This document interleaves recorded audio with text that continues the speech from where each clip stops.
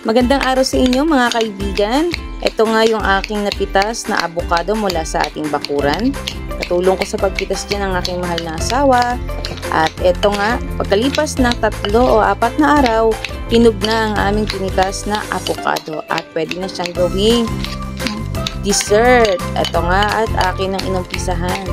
Tinanggal ko yung buto, kinuha ko ang laman at dinurog-durog. Pagkatapos, tinagdagan ko ng kondensada. Isang Alaska Evap na maliit lang, condense. Isang maliit na lata ng condense ang ginamit ko dito guys. At ayan, inihalo ko lang dyan sa aking mga dinurog na avocado. At pagkatapos, sinalo-halo ko. Syempre para mas maging masarap yan, meron pa tayo isang ingredients na ihahalo dyan. At yun yung magpapasarap at magpapalamig sa kanya. Kaya, ayan, meron ako ditong dinurog na yelo. Dinurog ko pa yan sa aming pader. O diba? Wasak ang yelo. At hindi ang pader syempre.